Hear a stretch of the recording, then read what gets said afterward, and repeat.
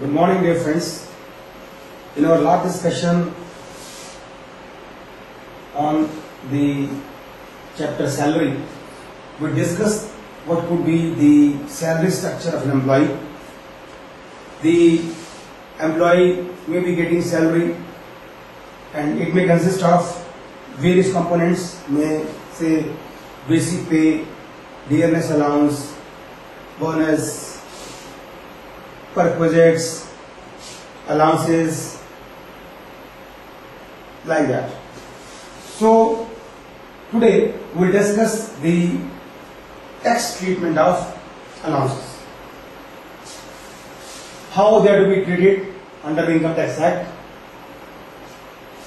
I told you earlier also that allowances means they are the fixed money amount which is given by the employer to the employee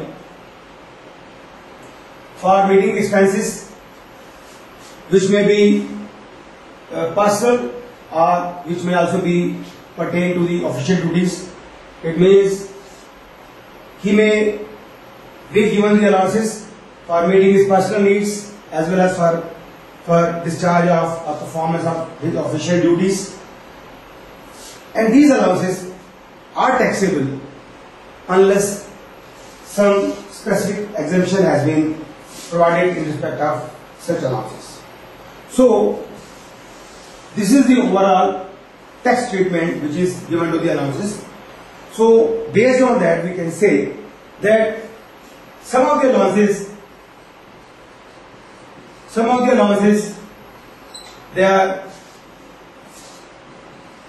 are exempted from tax to the extent they are received by the employee, or they are exempted to a certain limit, whichever is less. There may be some allowances which are either taxable in the hands of the employee or they are taxable in the hands of the employer. It means they are taxable in the hands of employer being in the nature of fringe benefits. There are certain other allowances, a type of allowances which are otherwise exempted in the hands of some few persons, and some of the allowances may be partly taxable and partly exempted. And there is also a list of allowances which are totally taxable under the Income Tax Act 1961. So this is the overall structure of the allowances and the skeleton of their tax treatment. So we'll just start with the house rent allowance. That's the first allowance. We can start. What is exactly the house rent allowance? The house rent allowance is an allowance which is given by the employer to the employee to meet the expenses in respect of the cost of rent, in respect of the accommodation hired by his employee. So he may be given that allowance which is called house rent allowance. The house rent allowance in fact is taxable to the extent it is not exempted. It means some of the house rent allowance which an employee has got may be subject to exemption and the remaining part would be taxable in his hands. As per subsection 13A of section 10, the house rent allowance which is received by the employee is exempt to the least of the following. It means least of the following would be exempted and the balance would be taxable in the hands of the employee. The first is actual house rent allowance received by the employee or the excess of rent paid over 10% of the salary for the relevant period. The third is 50% of the salary in the case of Mumbai, Calcutta, Madras or Delhi, where the house is taken on rent in those cities, then 50% of the salary shall be exempted. 40% of which salary where the house is at a place other than those. It means the least of the following shall be exempted in the hands of the employee. Now the question arises, what do you mean by salary? Because in this case you will see that we have mentioned the word salary. The salary for this purpose shall include the basic pay. Second, it will include the DA. And DA means that part of DA which forms the terms of employment. It means salary that will be taken care of for the purpose of calculation of our 10% or 50%.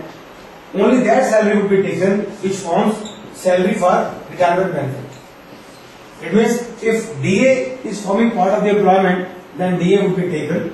And apart from this basic and DA, if an employee is getting some fixed percentage of commission on turnover,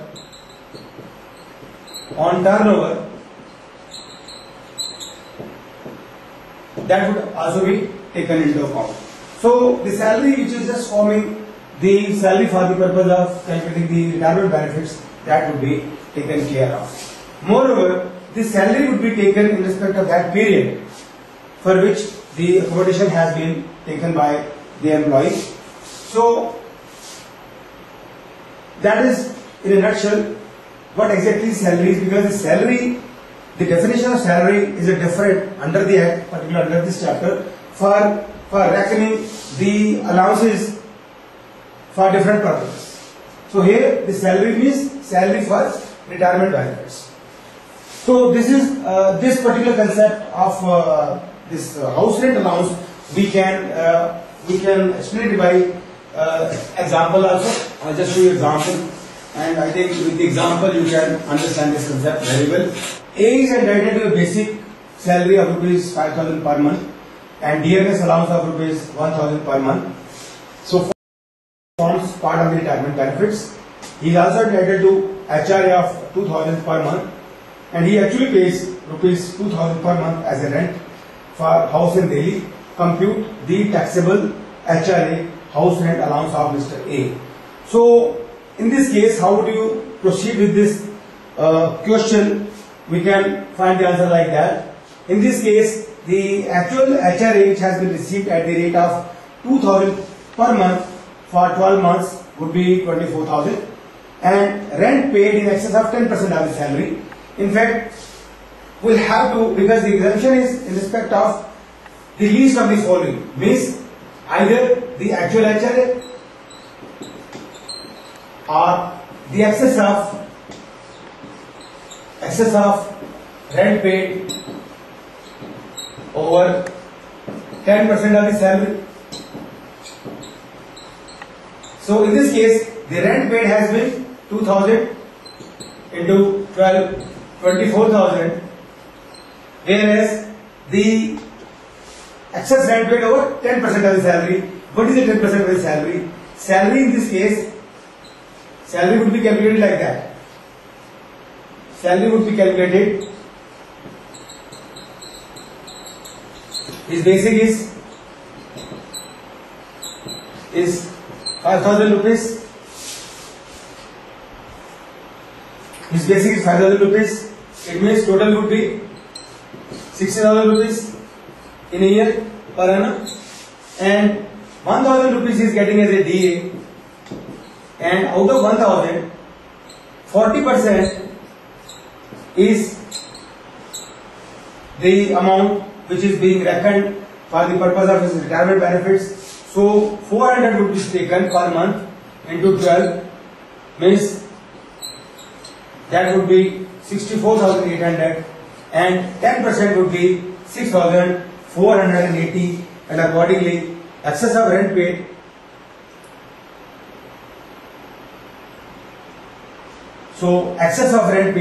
would be 24,000 minus 6,480.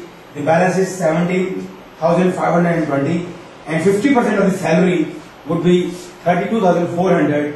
So you will have to take the least of all these amounts.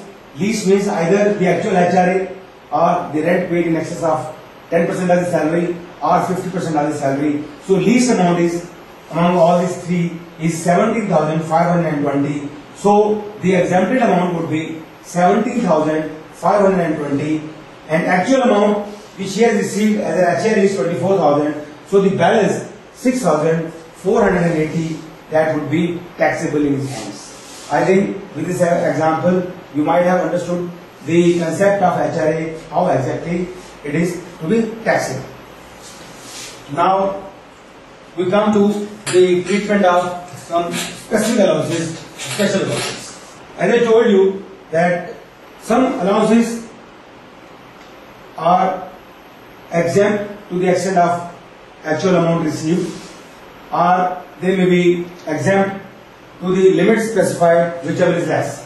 So we just try to discuss some of the allowances. I mean their exemption limit or their taxability. First I just take the children education allowance. The children education allowance is exempt to the extent of actual amount received by the employee, or it is exempt up to a limit of rupees 100 per month per child for maximum of 2 children. It means this can be explained with the help of an example.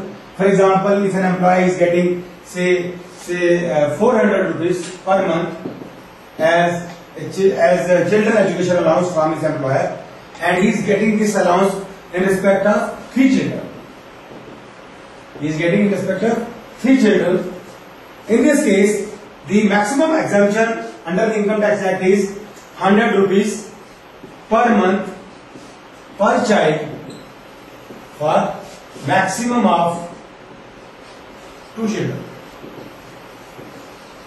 So the maximum amount of exemption available to him would be 100 rupees into 12 into 2. It means 2,400. That is the maximum exemption which he can avail under the Income Tax Act, and the rest of the amount, total amount he is getting is 400 rupees per month into 3 children into 12. It means he is getting 14,400, whereas the exemption would be given only in respect of this amount, and the balance amount is 12,000. It would be taxable in his hands. So that is the treatment in respect of children education allowance, which is exempt up to the amount which has been received by the employee, or a limit has been fixed which is equal to 100 rupees per month per child, and that too for a maximum of 2 children. Next, we take the hostel expenditure allowance. Hostel expenditure allowance is exempt up to the actual amount received, or rupees 300 per month per child to the maximum of 2 children. So this is the maximum exemption which is given under the Income Tax Act. Our third item of allowance is travel area or scheduled area allowance. The maximum limit under the Income Tax Act which has been prescribed for this travel area is 200 rupees per month. That is the maximum exemption which is given in respect of that allowance. The next is special compensatory hilly area allowance or high altitude allowance under the Income Tax Act. This allowance is exempt from ranging from, you can say, special compensatory hilly area allowance or high altitude, you can say high altitude. This allowance is exempt ranging from rupees 300 to 7,000 rupees per month. That depends upon the hilly area or the altitude of that area. So the exemption may range from 300 to 7,000 rupees per month. Next is border area or remote area allowance.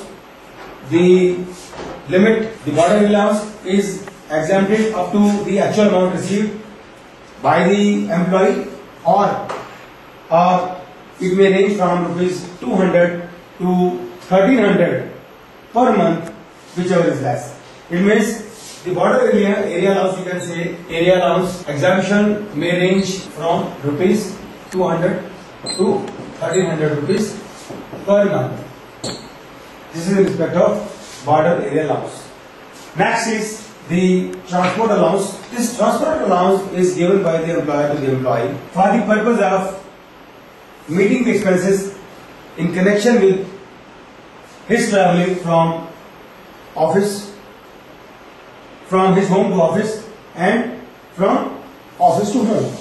This allowance is exempt to the extent received by the employee, or maximum limit which has been fixed is rupees 800 per month, whichever is less. It means this amount, this transport allowance is exempt to the extent of actual amount or 800 rupees per month, whichever is less. If the employee is a handicapped person, he is a handicapped, or is a blind person, is orthopedic handicap or blind, then this limit of 800 is up to, means it is increased to 1600 rupees per month.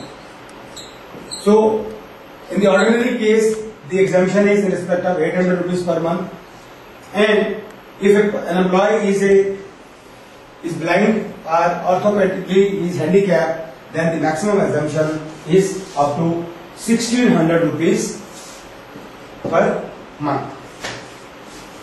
So this is the tax treatment in respect of the transport allowance. Now we just come to the underground allowance. In fact, the underground allowance is given by the employer to the employee. Given to the employer, those who are just working in the mines, and they are working in non-congenial climatic conditions, and the maximum exemption for the underground allowance is rupees 800 per month. So the maximum exemption is 800 rupees per month, or actual amount received by the employee, whichever is less. Next is the high altitude allowance. In fact, this allowance is given to the members of our armed forces, and this allowance again may range from, the exemption may range from, exemption may range from your exemption is in fact that is divided into two parts. The maximum exemption for the altitude from 9,000 feet to 15,000 feet, the maximum exemption is 1060 per month, and where a person is getting the allowance and he's posted at an altitude which is at the height of 50,000 feet or above, then the amount of exemption is 1600 rupees per month. So this is the exemption amount. Means if an employee is at the altitude of 9,000 feet to 15,000 feet, then the maximum exemption is 1060 per month, and he is just working at 15,000 feet, above 15,000 feet, then the maximum exemption available to him is 1600 rupees per month. Next allowance is transport allowance. I mean, this is not a transport allowance, you can say this is an allowance which is given to the employee who are working in the transport business. It means this is an allowance which is given by the employer to the employees who are working in the transport system. The maximum exemption of such allowance is 70% of the allowance, or rupees 6,000 per month, whichever is less. So this is the maximum exemption which is available to those people, which is given to the employees who are working in the transport system. And in fact, these outstation allowances, you can say these allowances are given to those people, to those drivers or conductors or those staff who are just working in the transport system, to meet their cost when they are in transit, when they are just performing their duties. And the maximum limit is 70% of the actual allowance which is received by them are rupees 6,000 per month, whichever is less. So these are some of the allowances which are taxable to the extent, they are exempted to the limit specified, or they are exempted to the actual amount received by the employee, whichever is less. So a cap has been put by the income tax. Yes, this is the rate. This is the limit within which you can avail the exemption, and the rest of the amount would be taxable. Now we will just try to see the tax treatment with respect of other set of allowances. The next are, now there are certain allowances which are either taxable in the hands of the employee, or they are taxable in the hands of the employer, and they are treated as the fringe benefits. So this traveling wage allowance, conveyance allowance, daily allowance, helper allowance, like that. So these are the allowances which are either taxable in the hands of the employee, or they are taxable in the hands of the employer, being the fringe benefit tax. In fact, if a person is getting these allowances for meeting out his personal expenses, and these allowances are given by his employer, then these would be taxable in the hands of the employee. However, where such allowances are given by the employer to the employee in connection with the performance of the official duties, or they are given by the employer partly for the performance of official duties and partly for their personal expenses, again these would be taxable in the hands of the employer because of being the fringe benefits which are taxable in employer. So these are the allowances which are either taxable in the hands of employer or in the hands of employee. So the distinction between the taxability is that if these allowances are given by the employer to the employee for meeting their personal needs, for meeting their personal expenses, then straightway it would be taxable in the hands of the employee. And however, if these allowances are given partly for the performance of the official duties and partly for their own personal expenses, then it would be exempted in the hands of the employee, and rather it would be taxable in the hands of the employer. So these are some of the expenses. They may pertain traveling allowance, conveyance allowance, daily allowance, helper allowance, academic allowance, uniform allowance. So these are some of the allowances which fall under this category. So there are also certain allowances which are exempt in the case of certain persons. So these are the allowances. Some of the allowances are there which are totally exempt in the case of certain persons. And who are those certain persons?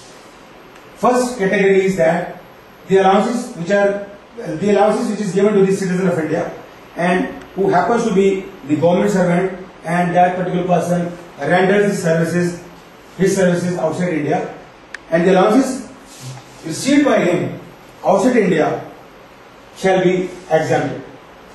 So these are totally exempted in the hands of such people. Second category is the judges of the High Court, and these allowances are given to them under subsection 2 of section 20A. The third category is sumptuary allowances which are given to the judges of High Court and Supreme Court. And the last category is the employees of UNO, United Nations Organization. If any employee of UNO gets the allowance, then it is totally exempted in his hands. The allowances which are fully taxable are, these allowances are fully taxable, and they may be, some of the allowances are as under.